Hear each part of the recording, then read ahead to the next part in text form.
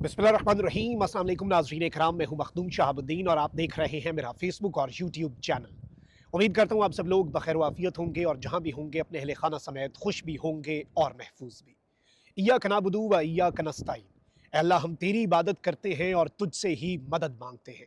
आज 1 अप्रैल 2025 मंगल का दिन है और अब तक की इस निज़ाम के लिए सबसे बड़ी खबर आ चुकी है। पिछले 3 साल से पाकिस्तान के अंदर जो जुल्म और फस्तायत का राज है और जो अवाम के साथ किया जा रहा है वो पूरी दुनिया देख रही है। 600 दिन से पाकिस्तान का मकबूल तरीन सियासी रहनुमा बोगस तरीन केसेस में पाबंदे सलासल है, लेकिन डटा हुआ है। इस सब के अंदर नाज़रीन इकराम, डोनाल्ड ट्रंप के सदर बनने के बाद अब तक की सबसे बड़ी डेवलपमेंट, अगर हम ये कहें कि इस सिस्टम के ऊपर, इस निज़ाम के ऊपर ये खबर बिजलियां बनकर गिरी है तो ये कहना गलत नहीं होगा।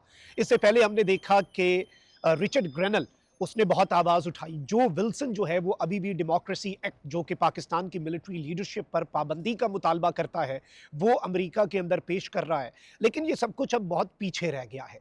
डोनाल्ड ट्रंप की एडमिनिस्ट्रेशन में, डोनाल्ड ट्रंप की पूरी टीम में जो सबसे ज़्यादा इन्फ्लुएंशियल शख्स है उसका नाम है एलॉन मस्क। यहाँ तक कि अमेरिका के अंदर मीडिया जो है वो यहाँ तक कहता है, ये बात भी करता है कि डोनाल्ड ट्रंप से भी ज़्यादा पावरफुल, डोनाल्ड ट्रंप से भी ज़्यादा इन्फ्लुएंशियल एलॉन मस्क हो चुका है। टाइम मैगजीन, जो कि दुनिया का सबसे मौकर जरीदा है, उसने तो यहाँ तक एक तस्वीर जारी कर दी एलॉन मस्क के इन्फ्लुएंस को हाईलाइट करते हुए कि अमेरिका का जो ओवल ऑफिस है उसमें जो रेजोल्यूट डेस्क है जिसके पीछे अमेरिका का सदर बैठता है, उसके पीछे डोनाल्ड ट्रंप नहीं बल्कि एलॉन मस्क बैठा है। और इस सब में डोनाल्ड ट्रंप जिस कदर रिगार्ड एलॉन मस्क को करते हैं, डोनाल्ड ट्रंप जो है वो एलॉन मस्क की पूरी स्ट्रगल और इस पूरी डोनाल्ड ट्रंप की कैंपेन जो है जिसने उन्हें against the American establishment, American media, पूरी दुनिया का जो एक सिस्टम ट्रंप के खिलाफ था, उसके मुकाबले में एलॉन मस्क ने डोनाल्ड ट्रंप को बहुत मदद फराहम की। और इस वक्त भी वो अमेरिका के अंदर सबसे अहम तरीन महकमों को देख रहे हैं। एलॉन मस्क दुनिया के अमीर तरीन शख्सियत हैं और एआई, स्पेस टेक्नोलॉजी और दीगर चीज़ों के अलावा जो ट्विटर अब एक्स है उसके भी वो मालिक हैं। और याद रखिएगा, ये वही प्लेटफॉर्म एक्स है जो पाकिस्तान में बैन किया गया है डोनाल्ड ट्रंप के सबसे करीबी साथी का प्लेटफॉर्म पाकिस्तान में इस रिजीम की तरफ से बैन कर दिया गया है ताकि आवाज़ों को दबाया जा सके।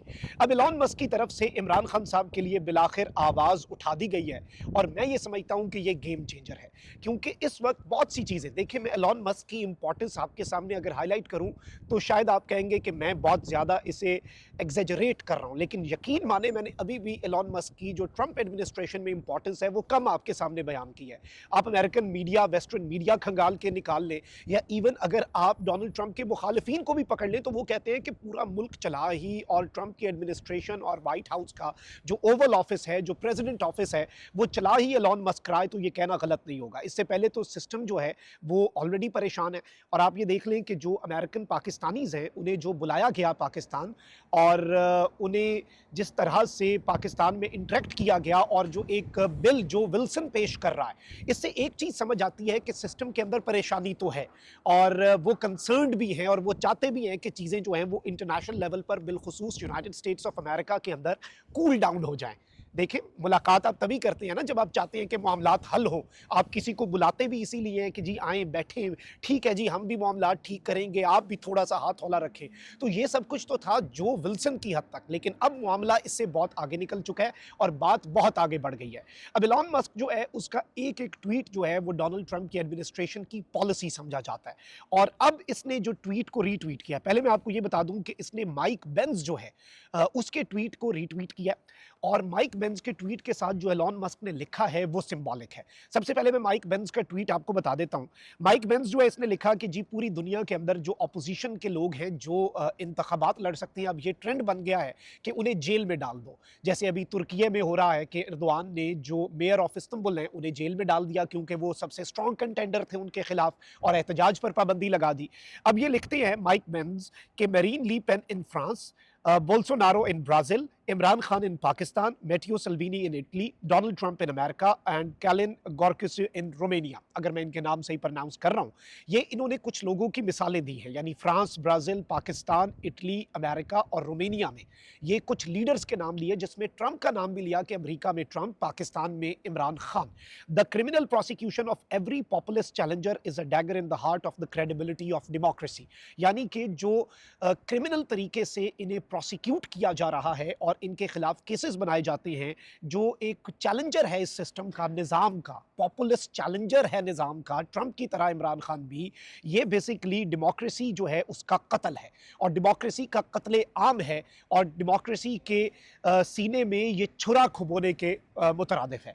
अब एलॉन मस्क, जो कि इस वक्त दुनिया का सबसे इन्फ्लुएंशियल तरीन शख्स माना जाता है, उसने, एलॉन मस्क ने ये ट्वीट रीट्वीट किया और लिखा कि when the radical left can't win via democratic vote, जब जो ये लेफ्टिस्ट हैं और ये एक्सट्रीमिस्ट और रेडिकल हैं, ये सारे मुल्कों के लिए इन्होंने लिखा, फ्रांस के लिए, ब्राज़ील के लिए, पाकिस्तान के लिए, इटली के लिए, अमेरिका के लिए और रोमेनिया के लिए लिखा कि जब रेडिकल लेफ्ट जो है वो डेमोक्रेटिक वोट के ज़रिए नहीं जीत सकता ना, दे अब्यूज़ द लीगल सिस्टम, वो जो एक कानूनी सिस्टम है उसे अब्यूज़ करके, उसके अंदर से लूप होल्स ढूंढ के, they abuse it to jail their opponents, वो अपने सियासी मुखालिफिन को जेल में डालने के लिए जो लीगल सिस्टम है, क्रिमिनल जस्टिस सिस्टम है, उसे अब्यूज़ करते हैं और उसका गलत इस्तेमाल करते हैं। This is their standard playbook through out the world. ये इनका बेसिक एक तरीक़ाकार है, बुनियादी तरीक़ाकार है पूरी दुनिया के अंदर। जब इनके साथ ऐसा होता है, जब ये इलेक्शन जीत नहीं सकते, ये अपने पॉलिटिकल ओपोनेंट्स जो हैं उन्हें जेल के अंदर डाल देते हैं और ये लीगल सिस्टम को एक्सप्लॉइट करते हैं, अब्यूज़ करते हैं।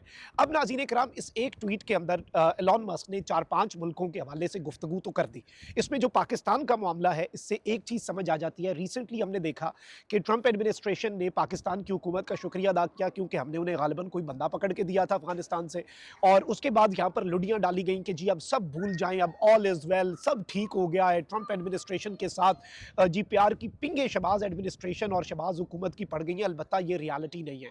इससे एक चीज़ हमें समझ आ जाती है, रिसेंट दिनों के अंदर जो ओवरसीज़ पाकिस्तानीज़, बिलखुसूस अमेरिकन जो हैं, 5 लोगों को पाकिस्तान बुलाया गया। जो विल्सन के बिल के ऊपर तशवीश पाई जा रही है पाकिस्तान के मुख्तदर हलकों में, तो इससे एक चीज़ समझ आती है कि they are worried about what is happening in the United States. और अब तो मामला बहुत आगे निकल गया है और बात जो है वो अब बहुत आगे, यानी कि एलॉन मस्क तक अगर आ गई है ना, तो आप समझ लें कि डोनाल्ड ट्रंप, और मैं आपको ये भी बता दूं कि डोनाल्ड ट्रंप तक भी जब ये बात पहुंची थी इमरान खान साहब की, तो Donald Trump was well aware of what is happening in Pakistan and how Imran Khan is being targeted in the similar manner जैसे डोनाल्ड ट्रंप को टारगेट किया गया, जैसे डोनाल्ड ट्रंप का रास्ता रोकने के लिए पूरे का पूरा निज़ाम और पूरे का पूरा सिस्टम एक हो गया।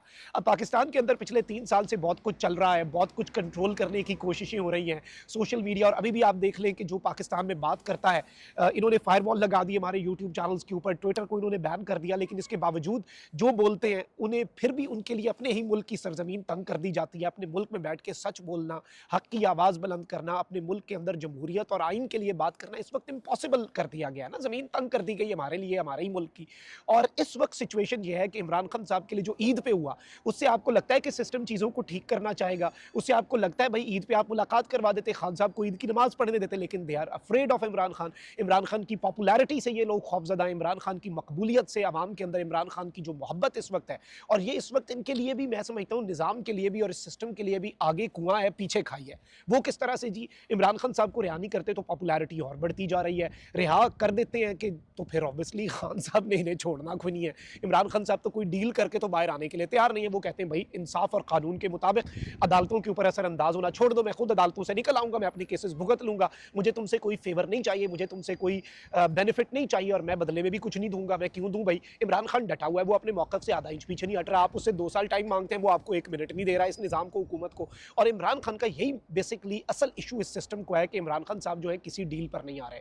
आप यही देख लें कि अब जो ओवरसीज़ पाकिस्तानीज़ का एक ग्रुप मिला है, इमरान खान साहब के हुक्म पे 2 हफ्ते पहले ही फॉरेन कमेटी जो है वो तहलील कर दी गई थी। यानी खान साहब was very well ahead of the time और उन्हें चीज़ों का जेल में बैठ के भी पता था कि कौन क्या और कहाँ पर किस तरह से खेल रहा है।